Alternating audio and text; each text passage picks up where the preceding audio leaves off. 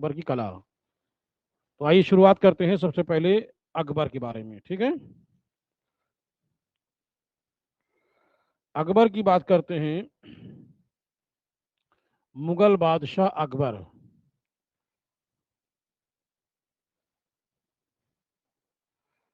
अकबर का जो समय है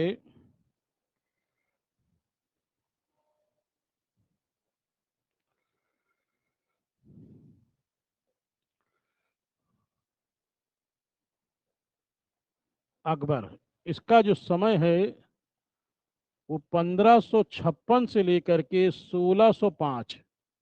याद रखिएगा कितना समय है। अकबर का जो समय है 1556 से लेके 1605 तक इसका समय है।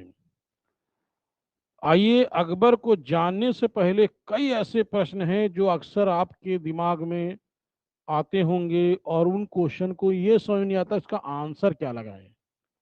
तो आज मैं सारी चीज क्लियर कर देता हूं, आइए ध्यान दें, ठीक है। सबसे पहले ध्यान दें कि मुगल शैली का प्रारंभ, नहीं, मुगल मुगल चित्रकला की शुरुआत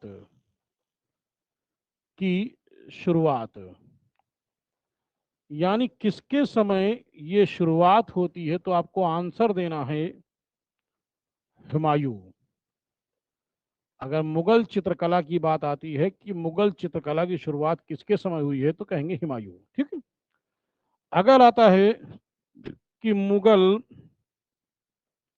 अगर मुगल चित्रकला का विकास किसके समय हुआ है, तो हम कहेंगे मुगल चित्रकला का विकास जो हुआ है वो अकबर के समय। ये लिखना है आपको आंसर, ठीक है। आगे ध्यान दें। अब अगर ये आता है कि अब अगर ये आता है कि मुगल शैली का प्रारंभ, तो आपको क्या आंसर लगाना है। मुगल शैली की शुरुआत कह लें या प्रारंभ कह लें, तो आपको यहां आंसर लगाना है अकबर। क्या लगाना है, अकबर। और अगर क्वेश्चन आता है ये कि मुगल शैली नंबर 4, मुगल शैली का विकास किसके समय आएगा, तो भी आप अकबर ही लगाएंगे आप, ठीक है। और अगर क्वेश्चन अगर आता है कि मुगल शैली का उत्कर्ष, उत्कर्ष शब्द आएगा। उत्कर्ष का मतलब होता है उदय, या इसको कह सकते हैं उत्कर्ष यानी उदय हुआ। किसके समय उदय हुआ, तो आपको लगाना है आंसर अकबर, ठीक है। यहाँ क्या लगाना है आपको, अकबर ही लगाना है, ध्यान रखिएगा। मैंने कहा मुगल शैली का विकास अकबर के समय, और मुगल शैली का उत्कर्ष की बात आएगी या उदय की बात आएगी तो भी आपको अकबर ही लगाना है। अब मुगल शैली का चरमोत्कर्ष की बात आती है, ध्यान दें। मुगल शैली के चरमोत्कर्ष कौन सा नंबर था, 6 नंबर। मुगल शैली का चरमोत्कर्ष की बात आएगी तो क्या लगाना है। तो मुगल शैली की चरमोत्कर्ष की बात आएगी तो आपको आंसर जहांगीर लगाना है, याद रखिएगा, ठीक है। अगर आता है कि मुगल शैली का चरमोत्कर्ष क्या है तो आपको जहांगीर लगाना है, ठीक है। नेक्स्ट, आगे ध्यान दें। अगर यह आता है कि मुगल शैली का पतन का प्रारंभ, तो आपको आंसर यहां देना है शाहजहां। क्या देना आपको आंसर, यहां आपको शाहजहां देना है, ध्यान रखिएगा। अगर क्वेश्चन ये आता है कि मुगल शैली का पतन कब से शुरू हो जाता है तो आपको शाहजहां लगाना है। या अगर लिखा जाता है कि मुगल शैली, अगर क्वेश्चन ये लिखा जाता है, अगर क्वेश्चन ये आता है कि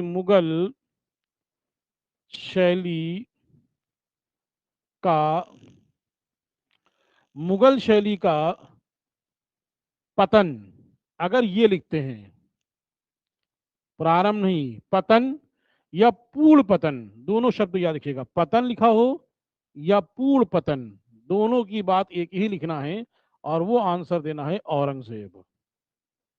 क्या लगाना है? औरंगजेब लगाना है। ठीक, मेरी बात समझ में आ रही होगी कि पूर्ण पतन या केवल पतन, तो आपको औरंगजेब लगाना है, लेकिन प्रारंभ की बात आएगी तो आपको शाहजहां लगाना है, इस बात को ध्यान रखिएगा। आइए आगे देखते हैं।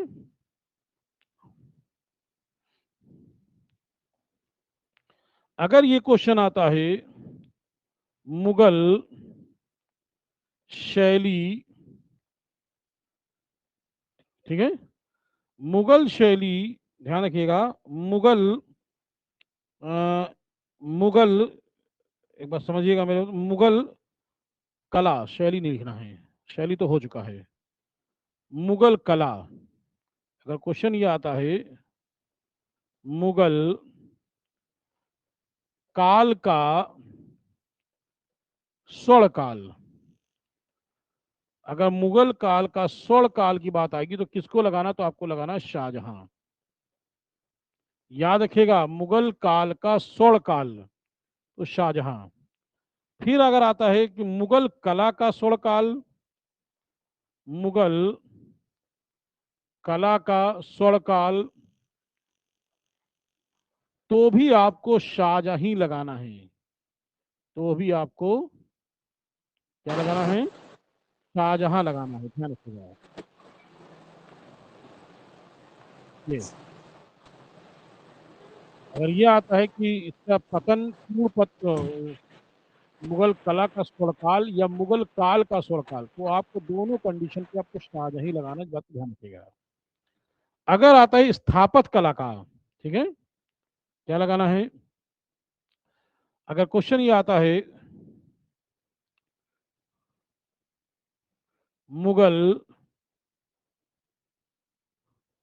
चित्रकला का स्वर्णकाल, चित्रकला का स्वर्णकाल, तो आपको लगाना है जहांगीर।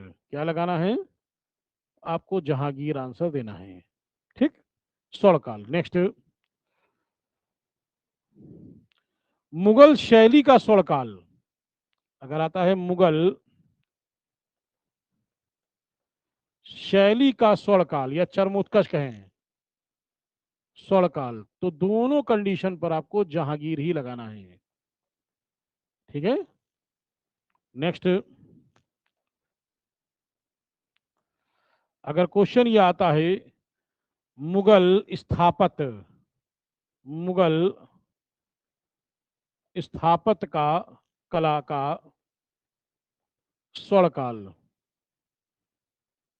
अगर ये आता है तो आपको आंसर लगाना है क्या? शाहजहां। ठीक है, और अगर ये क्वेश्चन आता है कि मुगल साहित्य का स्वर्णकाल, साहित्य का स्वर्णकाल, तो आपको लगाना है अकबर। क्या लगाना है? आपको लगाना है अकबर। ठीक है, तो यहां तक कि आपको समझ में आ गया होगा कि किसको क्या कहा जाता है। मैं लास्ट टाइम फिर एक बार रिपीट करूंगा, और एक बात और बता दें कि जब मैं लास्ट में जब रिवीजन करने लगता हूं तो उस टाइम कोई जाया ना करे। मेरी बात ध्यान सुनिए, मैं जब लास्ट में रिपीट करता हूं तो लास्ट का जो रिपीट होता है ना, तो वो आपके लिए दिमाग में फीड होने का काम करता है, तो इसलिए कोई नहीं जाएगा। मैं देखता हूं कि रिपीट करता हूं तो आधे लोग चले जाते हैं। मेरा नुकसान नहीं, आपका नुकसान है, तो इस बात को ध्यान रखिए। तो चलो बात करते हैं अकबर की बात। ठीक है, अकबर की बात कर रहे थे हम लोग, किसकी बात कर रहे थे? अकबर। तो अकबर शब्द का पहले देखें कि अकबर के समय शुरुआत हुई क्या। अकबर के समय शुरू हुआ मुगल शैली का उदय हुआ। कब उदय हुआ? तो लिखेंगे 1556 में। अकबर के समय मुगल शैली की शुरुआत होती है 1556 में। और इस शैली का उदय किससे हुआ है? तो इस शैली का जो उदय हुआ है वो किससे हुआ है? तो कहेंगे ईरानी शैली से हुआ है। किससे हुआ? तो कहेंगे ईरानी शैली से। या ये कह लें कि ईरानी शैली और ईरानी शैली प्लस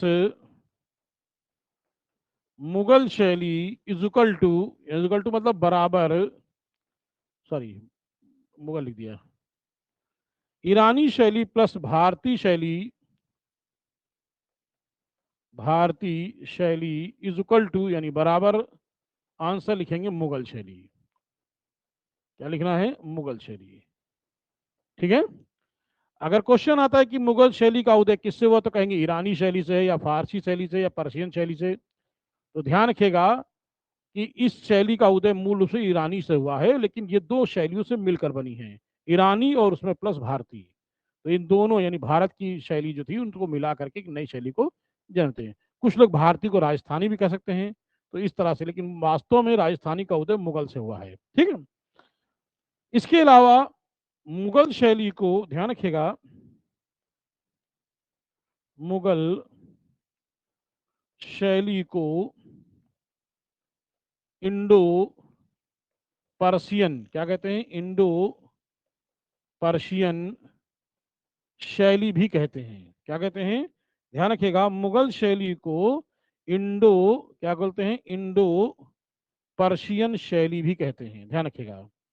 ठीक है। मुगल शैली को इंडो पर्शियन शैली भी कहते हैं। ठीक है। नेक्स्ट, मुगल शैली को मुगल शैली को दरबारी शैली भी कहते हैं। क्या कहते हैं? दरबारी शैली भी कहते हैं। ठीक है। भी कहते हैं। क्लियर? और आगे ध्यान दें, मुगल शैली को भारतीय क्या कहते हैं? मुगल शैली को भारतीय कला की रीढ़ की क्या कहते हैं? हड्डी कहा जाता है। कहा जाता है। ठीक है। कहा जाता है। क्लियर हो गया? तो यहां तक कि आपको समझ में आ गया होगा कि किनको क्या क्या बोलते हैं हम लोग। यहां तक से समझ में आ गया होगा, है ना? अब आइए आगे देखते हैं कि मुगल शैली को हम लोगों ने कितनी शैली के नाम जानते हैं। मैंने सारी डिटेल दे दी। अब शुरुआत करते हैं अकबर। ठीक। बात करते हैं अकबर। अकबर शब्द का अर्थ, अकबर शब्द का अर्थ है महान। क्या है? महान, बड़ा, श्रेष्ठ। ये अकबर शब्द का अर्थ है। ठीक है। क्या कहा है? नहीं, मॉर्निंग में क्लास नहीं चली थी। चल मैं थोड़ा से दूसरी जगह क्लास देख रहे थे तो वहाँ सेट ही नहीं हो पाया। और यहाँ पे क्या है कि मॉर्निंग में खाली नहीं था, तो इस वजह से क्लास है। और दूसरी बात क्या होता है कि यहाँ क्लास जब से ले रहे हैं तब से कोई ना कोई प्रॉब्लम क्रिएट हो जा रही है। मतलब कहीं मैं बीमार हो जा रहा हूँ तो कहीं कोई प्रॉब्लम हो जा रही है, कहीं नेट नहीं चल रहा है, कहीं कुछ ना कुछ दिक्कत हो जाती है। इस वजह से मैंने सोचा कि सेट कर लें कहीं दूसरी जगह भी। फिलहाल यहाँ क्लास पढ़ाने मुझे कोई टेंशन नहीं, बहुत अच्छा लगता है पढ़ाने में। बस वही प्रॉब्लम है। चलिए शुरू करते हैं, तक यही चलने दीजिए। ठीक है। तो अकबर शब्द का अर्थ है महान, बड़ा, श्रेष्ठ, है ना? तो ये मैंने बताया। अब आइए बात करते हैं अकबर का पूरा नाम। अकबर का पूरा नाम, अकबर का पूरा नाम है जलालुद्दीन। अकबर का पूरा नाम है जलालुद्दीन, जलालुद्दीन मोहम्मद अकबर। ये लिखना है आपको, है? ठीक है। जलालुद्दीन मोहम्मद अकबर। अब थोड़ा सा मैं रिपीट करूंगा पिछला, तो आपको थोड़ा बताएंगे तो बेहतर समझ में आएगा। मैंने आपको बताया था कि हुमायूं पराजित हुआ शेर शाह सूरी से। पराजित होकर बाद वो सिंध पहुंचा। सिंध में वहां पर उसने अपने भाई के गुरु की पुत्री मैंने बताया हमीदा बानो बेगम से उसने विवाह किया, निकाह किया। उसके बाद उस हमीदा बानो बेगम ने एक बच्चे को जन्म दिया। बच्चे को जो जन्म दिया तो मैंने बताया था राणा वीर साल के महल में एक बालक को जन्म दिया, यानी ये उसका नाम अकबर रखा गया था बाद में। और उसका नाम बदरुद्दीन भी था। अकबर का एक नाम बदरुद्दीन भी मिलता है। वैसे अकबर को वो लोग जलाल कहते थे, लेकिन उसका नाम बचपन का नाम था बदरुद्दीन। ठीक है, आप इसको नोट कर सकते हो। अकबर के बचपन का नाम, बचपन का जो नाम था बदरुद्दीन, क्या नाम था? बदरुद्दीन। बदरुद्दीन ये और क्या नाम था?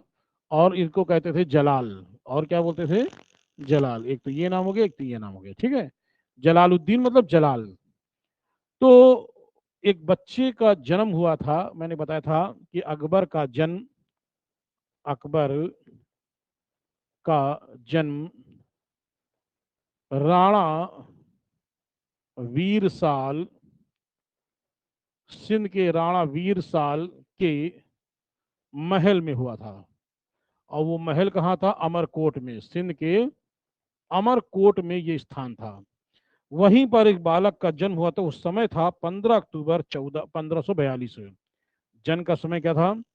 जन्म का जो समय था 15 अक्टूबर, 15 अक्टूबर 1542 में बालक अकबर का जन्म हुआ था।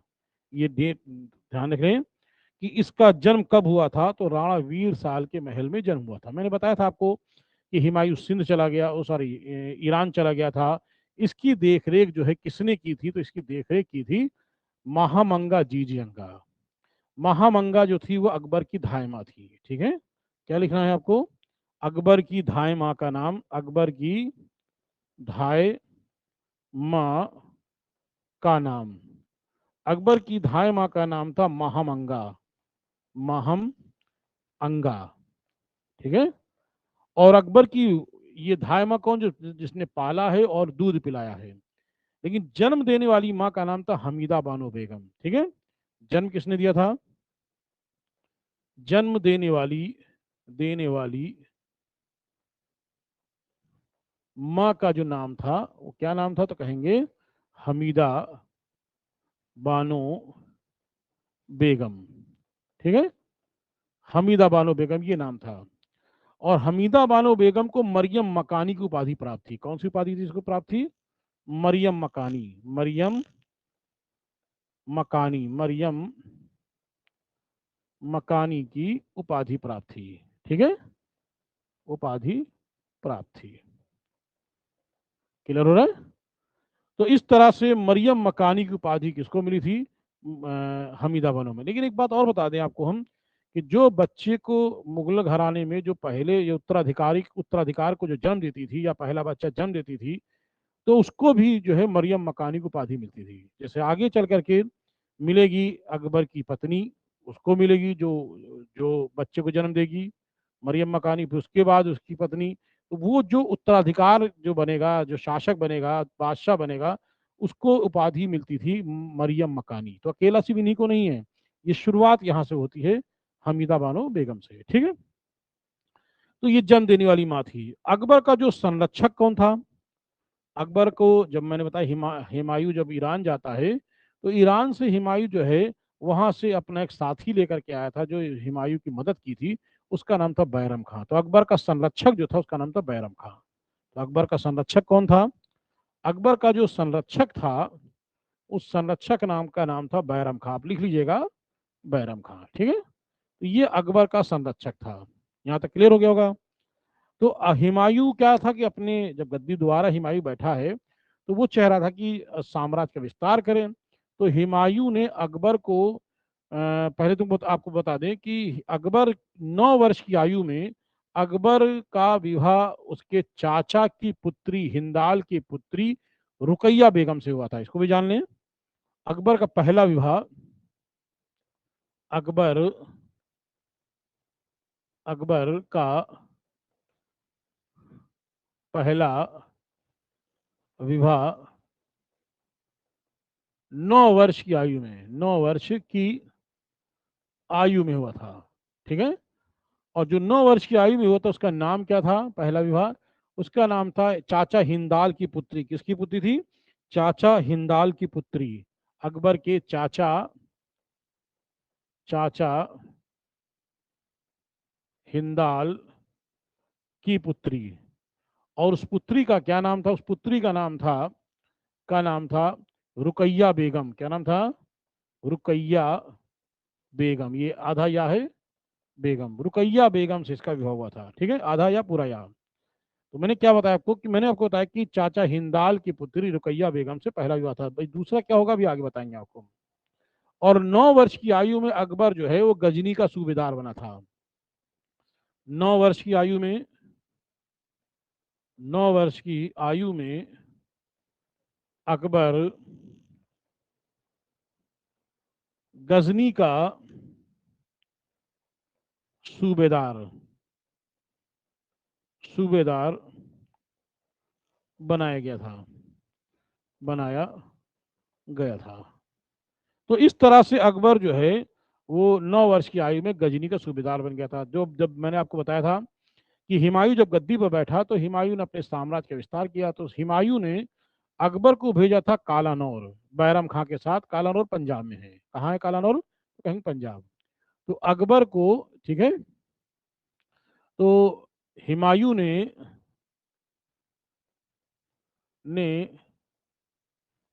हुमायूं ने अकबर को बैरम खां के साथ, बैरम खां के साथ, बैरम खां के साथ, हुमायूं ने अकबर को बैरम खां के साथ साथ कालानौर, कहाँ भेजा था? काला नौर पर विजय के लिए भेजा था, के लिए भेजा था। तो जिस समय ये कालानौर में था अकबर, उसी समय इधर हुमायूं की जो है वो, मैंने बताया था, पुस्तकालय की सीढ़ी से गिर करके अचानक उसकी मृत्यु हो गई। अब अकबर था नहीं, उत्तराधिकार और बादशाह वही बनता। ऐसी कंडीशन में ये किया गया कि हुमायूं को बताया गया कि हुमायूं बीमार है, कि हुमायूं की तत्काल मौत हो गई थी। क्योंकि एक तरफ राजपूत अपने को स्थापित करना चाहते थे, एक तरफ अफगानी स्थापित करना चाहते थे अपने को। अगर ये मालूम हो जाता कि हुमायूं की मृत्यु हो गई है तो तो आक्रमण हो जाता। ये है कि बीमार है खाली हुमायूं। तो जब तक अकबर वापस नहीं आ गया तब तक हुमायूं के हमशक्ल को जनता के सामने दिखाया गया कि हुमायूं बीमार हैं लेकिन जीवित हैं। तो हुमायूं के हमशक्ल का नाम था मुल्ला बेगसी। क्या नाम था? हुमायूं के हुमायूं के के हमशक्ल का नाम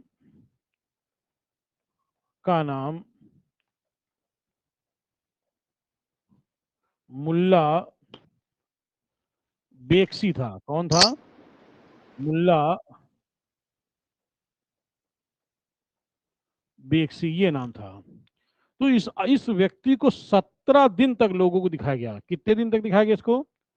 इसको झरोखा दर्शन से 17 दिन तक लोगों को दिखाया गया। ठीक है, को लोगों को दिखाया गया। ठीक है, ये कौन कौन इस समय है? आयुषी है, धीरज है, कामनी है, मनोज है, राजेश है, साइस्ता है, शिल्पा है, मंजू है, विकास है, और खुशबू, और ये कौन है? पूनम। चलिए, बहुत अच्छी बात है, आज पूनम भी आई है। तो ये मुल्ला बेगसी 17 दिन तक लोगों को दिखाया गया था। 17 दिन तक जो है ये दिखाया गया कि हुमायूं जीवित, लेकिन वास्तव में हुमायूं की तत्काल मौत हो गई थी। क्यों? क्योंकि अकबर को भाई अब तो क्या है, अब तो तुरंत आदमी मोटर गाड़ी हवाई जहाज से तुरंत आ जाएगा, लेकिन उस समय घोड़ों से आने में टाइम लगता था। तो इस तरह अकबर ने आया, अकबर आकर के हुमायूं का अंतिम संस्कार किया और फिर अकबर को गद्दी पर 17 दिन बाद यानी मृत्यु के 70 दिन बाद अकबर को गद्दी पर बैठाया गया। तो वो समय कौन सा था जब अकबर गद्दी पर बैठा था? तो वो समय था, ध्यान दीजिएगा, वो जो अकबर गद्दी पर बैठा था वो 14 फरवरी, 14 फरवरी, ठीक है, 14 फरवरी 1556 में, ठीक है, 14 फरवरी 1556 में अकबर का राज्याभिषेक हुआ, राज्याभिषेक हुआ। अर्थात कह सकते हैं कि अकबर बादशाह बना। आप लिख सकते हो अकबर क्या बना? अकबर बादशाह बना। तो इस तरह से अकबर जब गद्दी पर बैठा था तो कहा जाता है कि 14 वर्ष की आयु गद्दी बैठा था। लेकिन एक्चुअल क्या है, इसका एज क्या थी अकबर की? अकबर की एक्चुअल जो एज थी वो 13 वर्ष 11 महीना। कितना थी? 13 वर्ष। जब अकबर गद्दी पर बैठा राज्याभिषेक के समय, अकबर की जो आयु थी वो कितनी आयु थी? तो मैं लिख दे रहा हूं, 13 वर्ष 11 महीने का अकबर था। ठीक है, 13 वर्ष 11 महीने के वर्ष की आयु में अकबर गद्दी बैठा था। और संरक्षक कौन बना इसका? इसका जो संरक्षक बना उस संरक्षक का नाम था बैरम खां। ठीक है, आइए आगे देखते हैं। पानीपत का दूसरा युद्ध अकबर के समय हुआ है, 5 नवंबर 1556 को। ठीक है, पानीपत का दूसरा युद्ध हुआ। कब हुआ है? तो कहेंगे दूसरा युद्ध हुआ था 5 नवंबर, 5, नीचे लिख देता हूं, कब हुआ था? 5 नवंबर 1556। किसके बीच में हुआ था? कहेंगे अकबर और हेमू के बीच में हुआ था। ध्यान रखिएगा, किसके बीच में हुआ था? अकबर,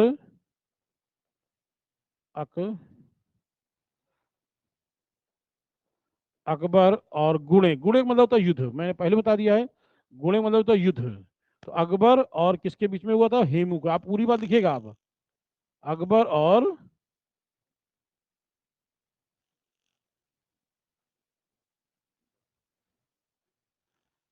और हेमू के बीच में, अकबर और हेमू के बीच में युद्ध हुआ था जिसका नाम था पानीपत का प्रथम युद्ध। और इस युद्ध में अकबर ने हेमू को पराजित कर दिया था। वास्तव में था कि अकबर पराजित हो रहा था, अकबर क्या पराजित हो रहा था।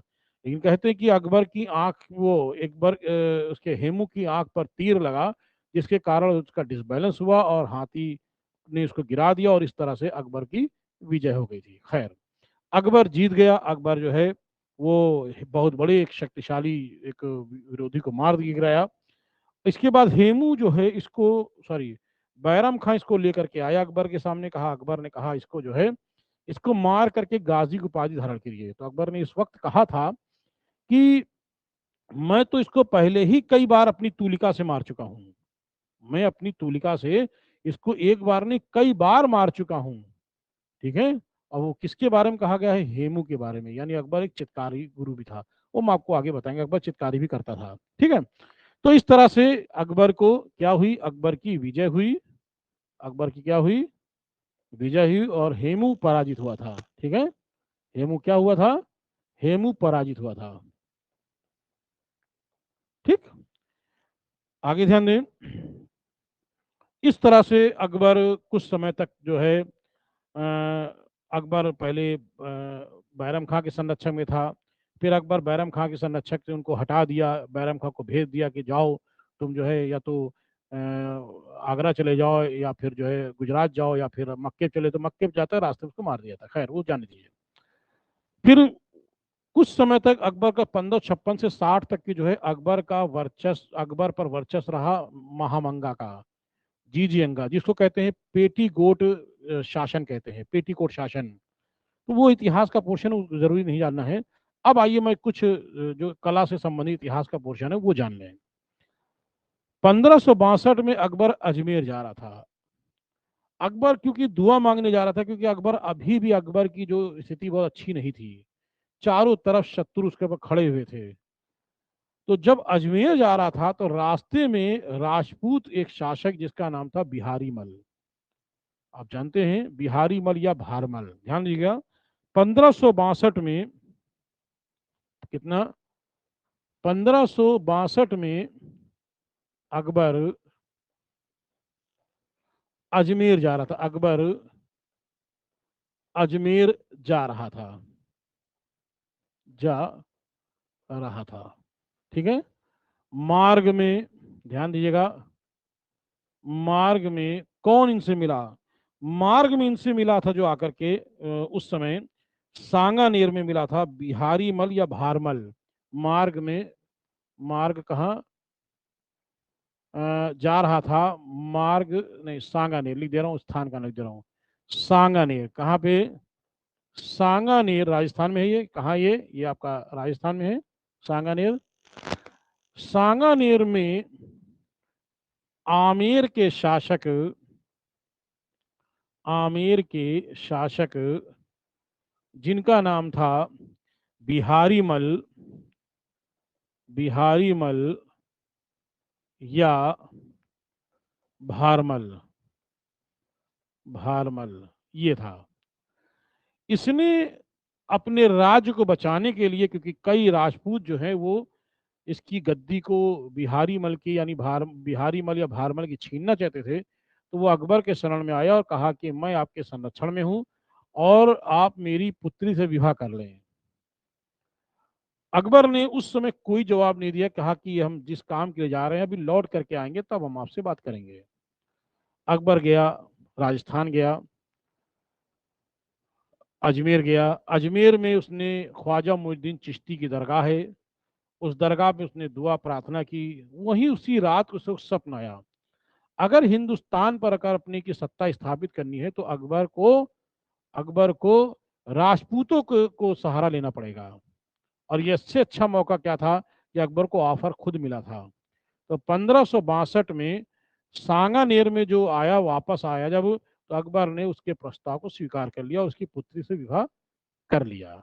1562 में अकबर ने जिस पुत्री से विवाह किया था, शायद आप लोग यही कहोगे कि शायद जोधाबाई बोल रहे हैं अकबर, जोधाबाई नहीं, उसका नाम था हरखाबाई। जोधाबाई जो है वो अकबर की पत्नी नहीं थी, वो जहांगीर की पत्नी थी, ठीक है। तो आइए ध्यान दीजिएगा, बिहारी मल की पुत्री, इनकी पुत्री का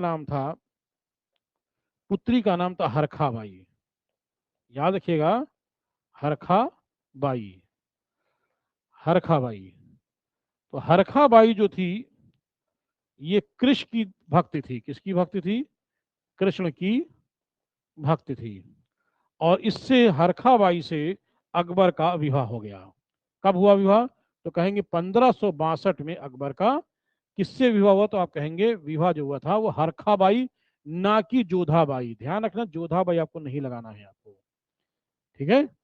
सारी किताब में कला के सर कहोगे, कला किताब में सर कला लिखा नहीं है। यूपीएससी आईएएस जो सबसे बड़ा जो इंडिया का जो एग्जाम जो होता कराता है, कंडक्ट कराता है, उनकी सारी किताबों में आपका हरखाबाई लिखा है। और आप नेट पे भी सर्च करोगे तो आपको वास्तविकता यही मिलेगी, वो हरखाबाई है, ठीक है। कला किताब में जोधाबाई लिखा है। तो मैं तो आपको हरखाई बताऊंगा हरखाबाई। अब आपकी मर्जी है कि आप उसको हरखाबाई से जोधाबाई लगाते हैं या हरखाबाई है, ठीक है। खैर, कोई कुछ कहना चाहता है, वॉइस वॉल्यूम बढ़ा दीजिए। मेरी आवाज क्लियर नहीं है क्या, थोड़ा और लोग बताएं मुझे। आज मैं थोड़ा धीरे बोल रहा हूँ क्योंकि थोड़ा तबीयत ठीक नहीं थी, इसलिए बहुत धीरे बोल रहा हूँ। हाँ, थोड़ा सी तबीयत सही न होने की वजह से इसलिए बहुत तेज नहीं बोल रहा हूँ, नॉर्मल बोल रहा हूँ। और कोई बात नहीं है, है ना, ठीक है। अब मेरी आवाज़ समझ में आ रही होगी। किसको है, कामनी, कामनी बताएं ठीक है आवाज़, कामनी जल्दी बताएं कि आवाज़ ठीक है। सब लोग ओके बोल रहे हैं, ठीक है। चलिए, और मैं थोड़ा से स्पीकर पास कर दे रहा हूँ, ठीक है, क्लियर। तो हरखा बाई, तो इस तरह से जो है अकबर का विवाह हो गया। तो 1562 में अकबर का विवाह किससे हुआ, तो आपको बताना है हरखा बाई, ठीक। नेक्स्ट, 1562 में अकबर ने एक काम और किया। आइए देखते क्या किया 1562 में। 1500 1562 में अकबर ने क्या किया था? अकबर ने दास प्रथा को समाप्त कर दिया था। क्या कर दिया था? दास प्रथा को समाप्त कर दिया। ठीक है, समाप्त कर दिया। अकबर ने क्या किया था कि दास प्रथा होती है यानी गुलामों को आजाद कर दिया था। इस तरह से अकबर ने एक और काम किया था 1563 में। अकबर ने 1563 में अकबर ने तीर्थ यात्रा कर 1563 में अकबर ने तीर्थ यात्रा कर को समाप्त कर दिया था। अकबर आगरा में जाता है भेष बदल करके, फिल्म में भी दिखाया गया है। अकबर और टोडरमल जाते हैं, तो वहां अकबर के जब लोगों से बीच मिलता है तो पता चलता है कि मुगलिया सल्तनत जो है वो तीर्थ यात्रा कर लेती। तो अकबर ने कहा तीर्थ यात्रा, भाई किसी धर्म को पूजा करने कोई जा रहा है, कोई प्रार्थना करने जा रहा है, तो इसमें ये तीर्थ यात्रा कर क्या है? तो अकबर आते ही तुरंत गद्दी बैठ करके तीर्थ यात्रा कर को समाप्त कर देता है। आगरा की जनता बहुत प्रसन्न होती है और अकबर को, यानी अकबर नाम नहीं था उस समय, उसका नाम था जलाल नाम था। तो उन्हीं आगरा की जनता के द्वारा अकबर को दिया गया नाम है, जलालुद्दीन को दिया गया नाम है अकबर। तो याद रखिएगा, इसी तीर्थ यात्रा कर को समाप्ति पर आगरा की जनता ने, याद रखिएगा किसने? आगरा की जनता ने अकबर की उपाधि उपाधि प्रदान की थी। ठीक है, प्रदान की थी। ठीक है, जलालुद्दीन मोहम्मद अकबर ये नाम हो गया। पहले ने क्या नाम था? केवल नाम था जलालुद्दीन नाम था। अब इसका नाम क्या हो गया? जलालुद्दीन मोहम्मद अकबर, मुगलिया सल्तनत का बादशाह, ये नाम हुआ। तो इस तरह से अकबर को किसने दिया है? तो याद रखिएगा ये उपाधि किसने दी है? तो ये याद रखिएगा, ये उपाधि आगरा की जनता के द्वारा दी गई उपाधि है। ठीक है, चलो नेक्स्ट आगे देखते हैं। इसी में देखते थे, लास्ट में जगह खाली है। 1564 में अकबर ने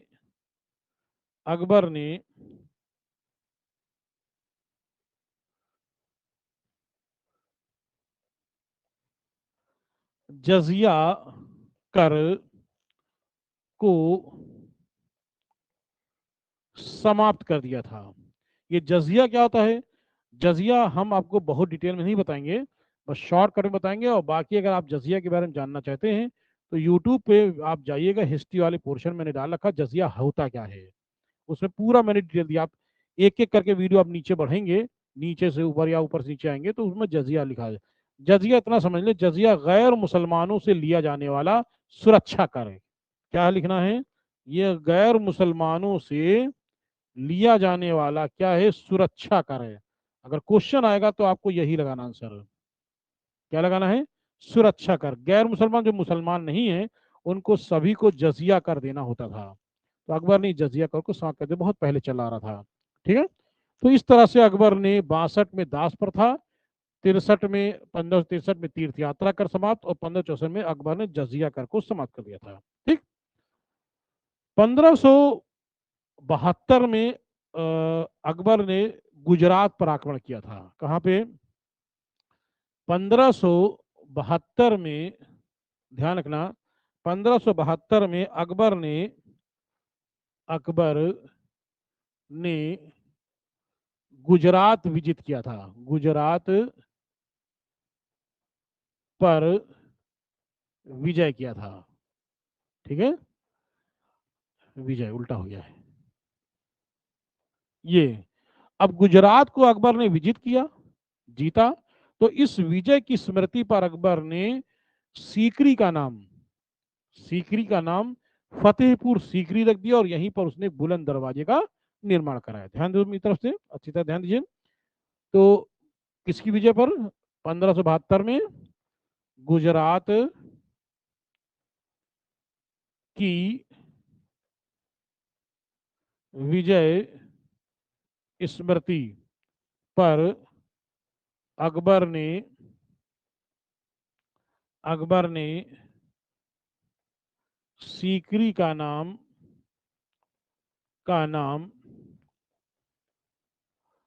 फतेहपुर सीकरी रख दिया। ठीक है, क्या रखा अकबर ने फतेहपुर सीकरी रख दिया। पहले सीकरी नाम था काली, अब उसका नाम फतेहपुर सीकरी, 1572 में। और यहीं पर अकबर ने एक क्या निर्माण करा, बुलंद दरवाजे का निर्माण यहीं पर अकबर ने क्या करवाया था, यहीं पर अकबर ने बुलंद दरवाजे बुलंद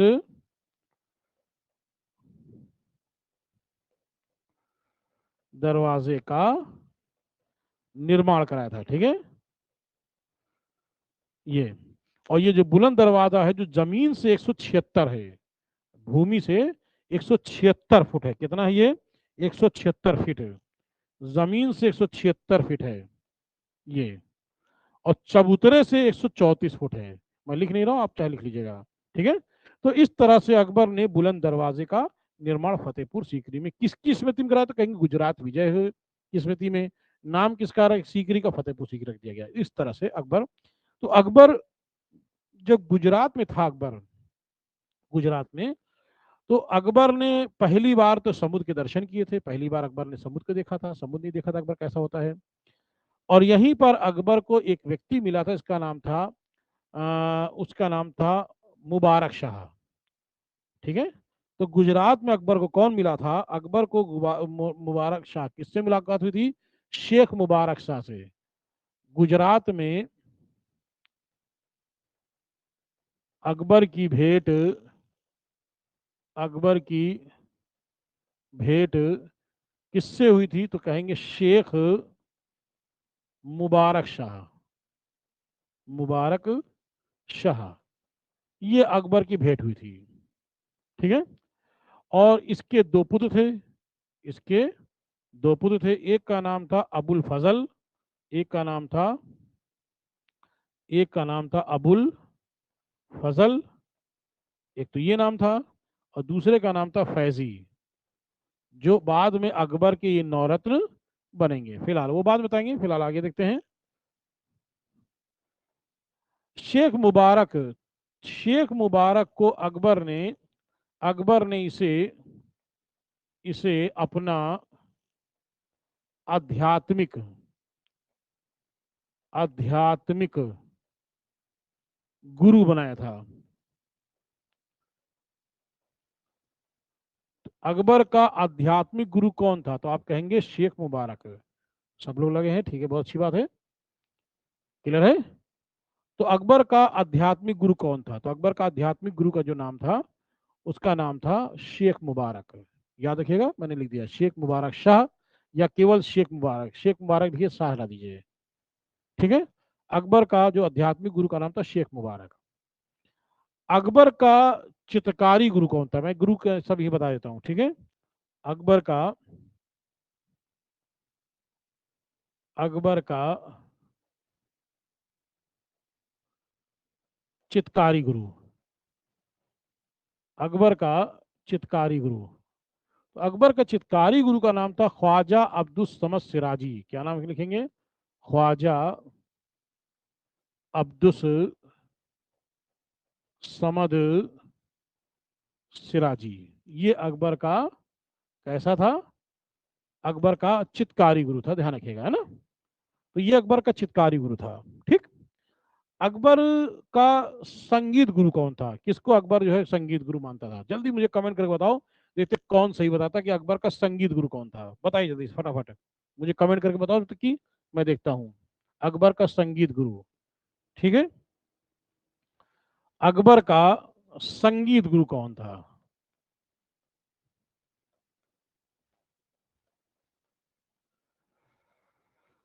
सब लोग तानसेन बता रहे हैं, कौन कौन है,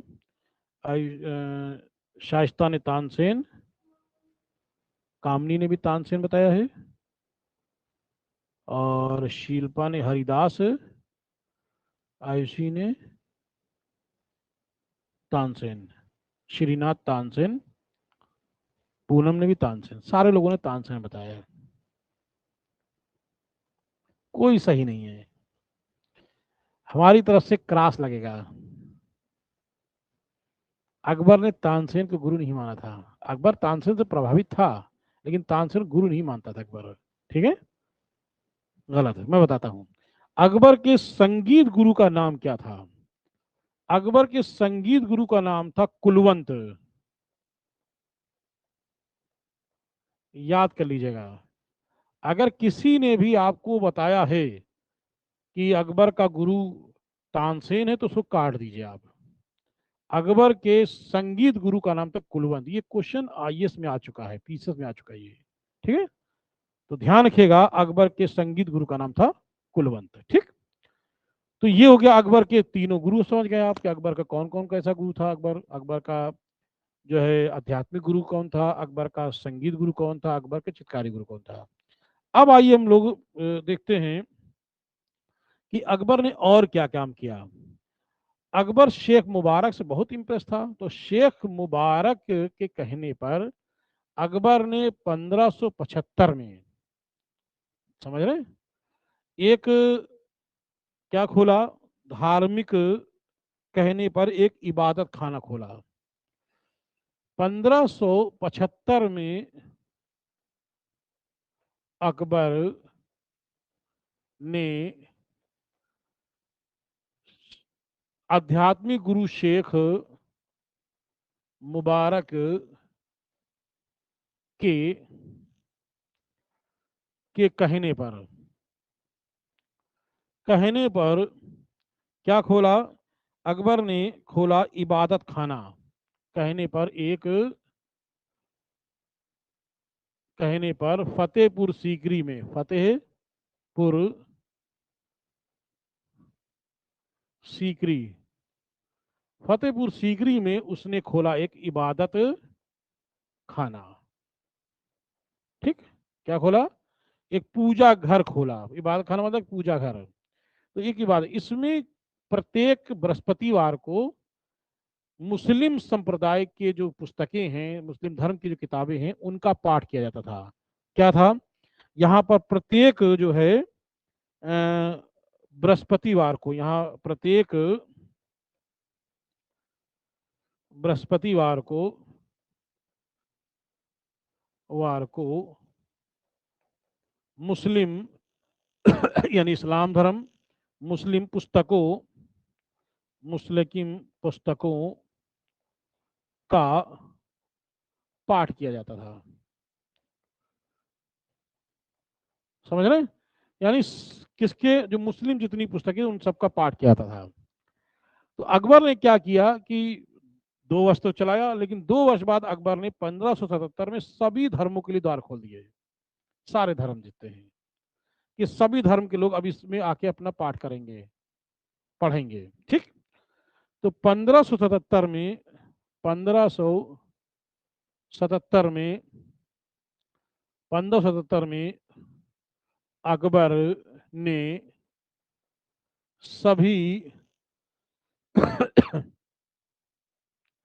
धर्मों के लिए, अकबर ने सभी धर्मों के लिए, ठीक है, इबादत खाने में, इबादत खाने में द्वार खोल दिए। सभी धर्मों के लिए द्वार खोल दिए, सारे लोग आ सकते हैं इसमें। अब कौन कौन किस धर्म का व्यक्ति आया इसमें, तो इसको समझ लेते हैं। सबसे पहले हिंदू धर्म के कौन व्यक्ति आए थे, पुरोहित कौन आया? तो आइए देखते हैं हिंदू धर्म में, यानी 1577 में कौन कौन इस धर्म के लोग आए थे। देखिए, हिंदू धर्म, हिंदू धर्म में जो आए थे वो आए थे देवी और पुरुषोत्तम। कौन कौन आया था? देवी और पुरुषोत्तम। ठीक है, हिंदू धर्म में देवी, देवी नाम है व्यक्ति का नाम, और प्लस पुरुषोत्तम, पुरुषोत्तम, ये 2 लोग आए थे हिंदू धर्म से। उसके बाद जैन धर्म से कौन कौन आया? जैन धर्म से, ठीक है, जैन धर्म से जो आए थे वो कौन कौन आए थे? एक का नाम था हरि विजय सूरी, एक का नाम था हरि विजय सूरी, हरि विजय सूरी। और दूसरा इसी धर्म का जिन चंद सूरी, क्या नाम था, जिन चंद सूरी, जिन चंद्र सूरी। एक और आया था, एक आता विजय सेन सूरी। नंबर 3 है विजय विजय सेन सूरी। ये 3 लोग आए थे जैन धर्म के। ठीक है। इसके बाद देखते हैं, इसके बाद कौन आया था। इसके बाद पारसी धर्म। कौन? पारसी धर्म। पारसी धर्म से कौन कौन आया था? पारसी धर्म से आने वाले का नाम था दस्तूर जी मेहर जी राणा। दस्तूर जी मेहर जी राणा, ये आए थे। कौन से? पारसी धर्म से। ईसाई धर्म से कौन आया था? ईसाई धर्म से कौन आया था, ध्यान दीजिए। ईसाई धर्म से जो आने वाले थे, ईसाई धर्म से, ईसाई धर्म से आए थे एकाबीबा और मुनसिरात। कौन आया था? एकाबीबा, एकाबीबा और प्लस मुनसिरात, मुनसिरात। ये यानी इस धर्म के लोग जब आए तो अपने धर्म की बड़ाई, सारे लोग, इस्लाम के धर्म के लोग भी थे, सारे लोग अपने धर्म की बड़ाई और अन्य धर्म की बुराई करने लगे। अकबर इनके बारे में सुनता रहा। 77 में सुना, 78 में सुना, 79 तक। जब 79 में अकबर आया तो अकबर से रहा नहीं गया और अकबर ने इबादत खाने को बंद कर दिया। समझ रहे? अकबर ने 1579 79 में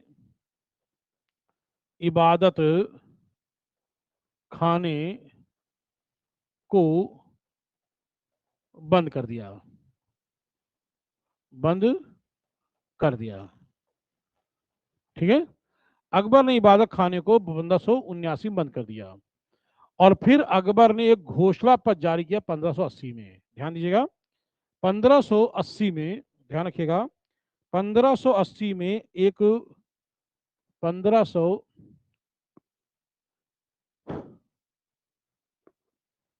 1580 में अकबर ने एक महजर घोषणा पत्र, घोषणा पत्र जारी किया। अर्थात सुलह कुल की नीति चलाई। ठीक है। यानी इसका है सभी धर्मों के साथ, सभी धर्मों के साथ समान व्यवहार करना था।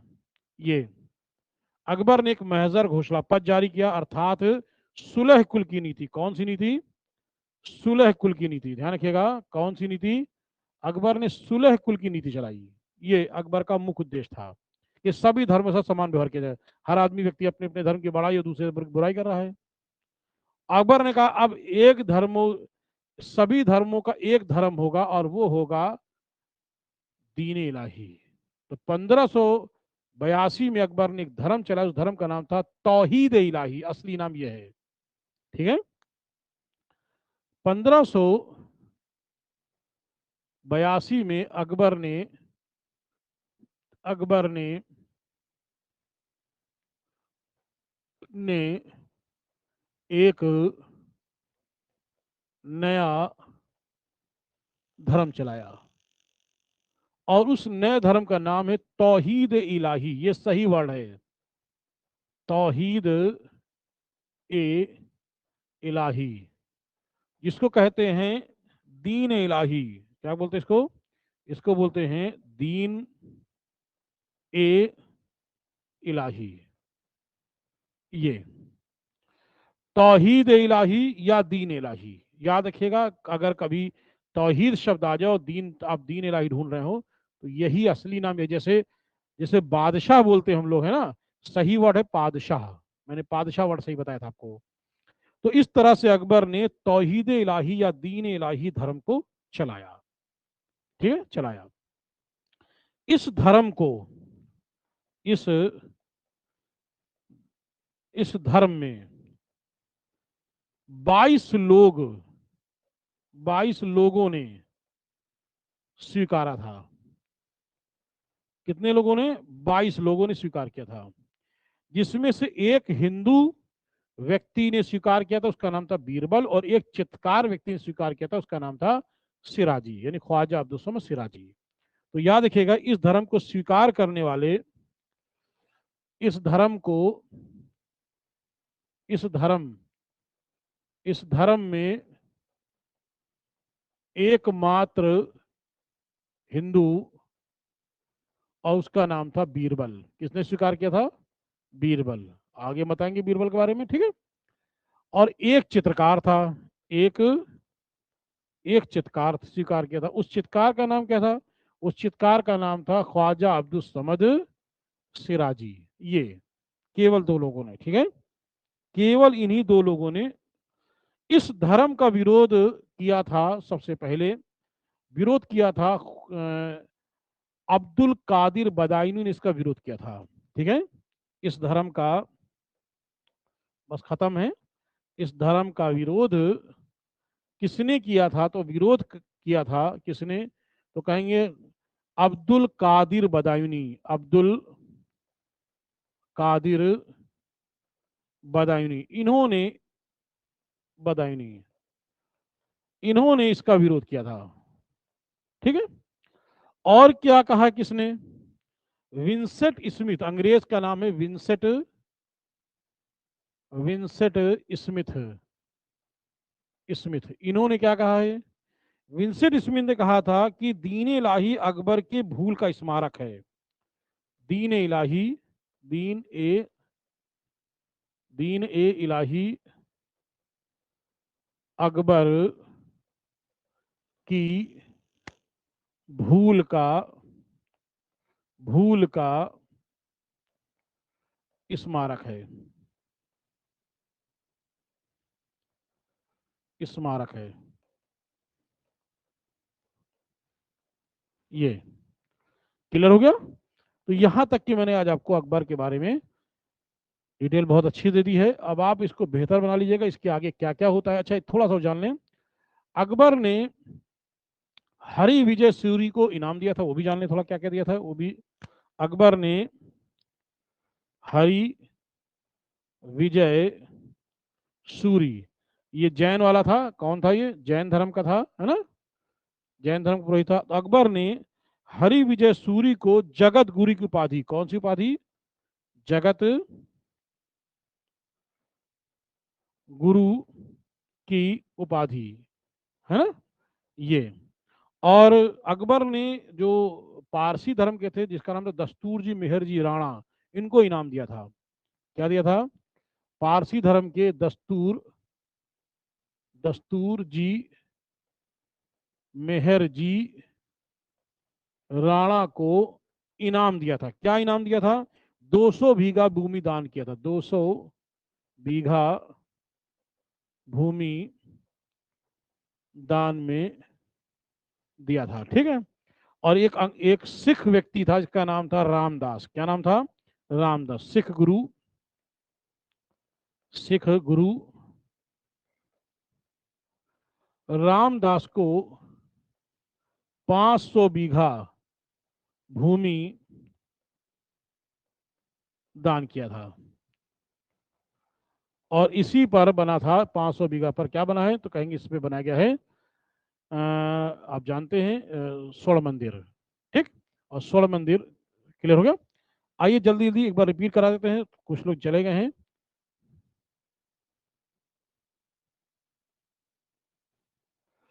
अकबर का समय 1556 से 1605। चित्रकला की शुरुआत हुमायूं। मुगल चित्रकला का विकास अकबर। ठीक है, मुगल चित्रकला का विकास कौन है? अकबर है। मुगल शैली का प्रारंभ अकबर, मुगल शैली का विकास अकबर। और मुगल शैली का उत्कर्ष उदय अकबर लगाना है। ठीक है। नेक्स्ट, मुगल शैली का चरमोत्कर्ष तो आपको जहांगीर लगाना है। मुगल शैली का पतन शाहजहां लगाना है आपको।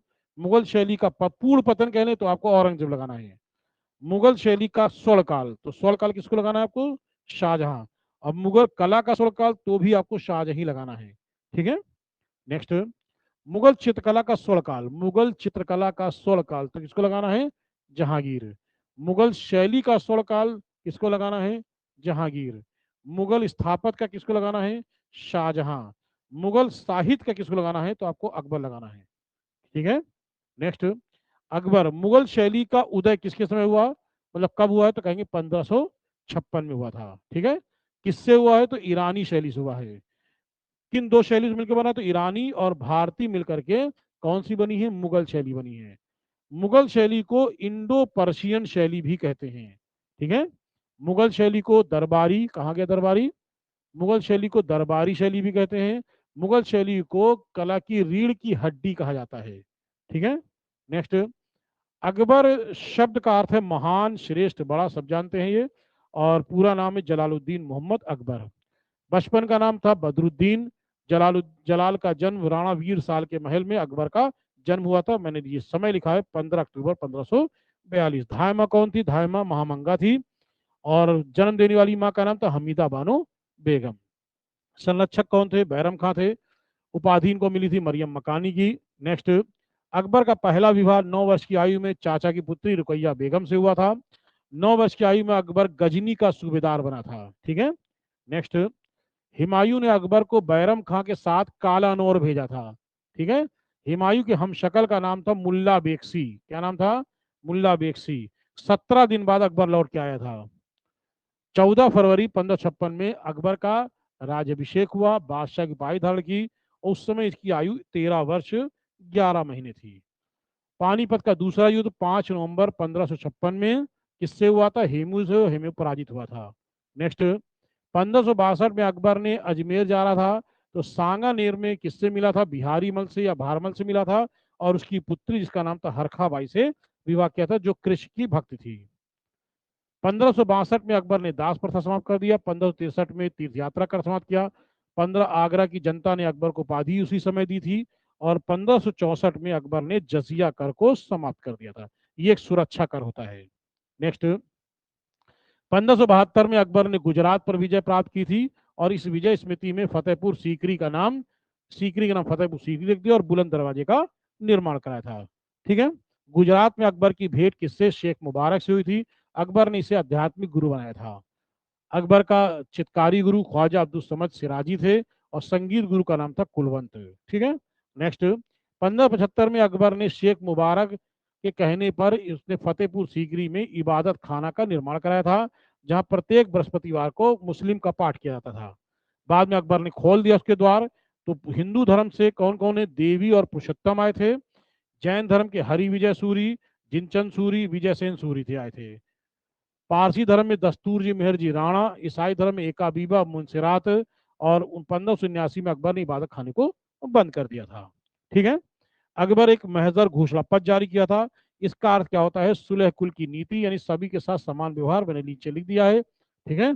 ये कब जारी किया? 1500, कब जारी किया? 1580 में। फिर 1582 में अकबर ने 1500 1582 में अकबर ने एक नया धर्म चलाया जिसे हम तौहीद इलाही या दीन इलाही धर्म के नाम से जानते हैं। इस धर्म के कितने लोग थे? 22 लोगों ने स्वीकार किया था।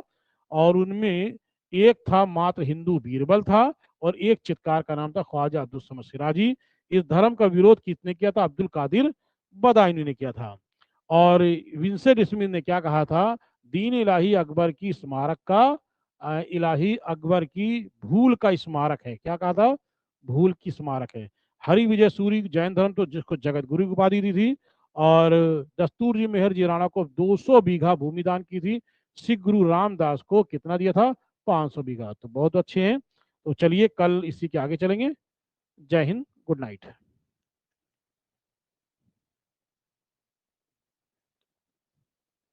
Good night.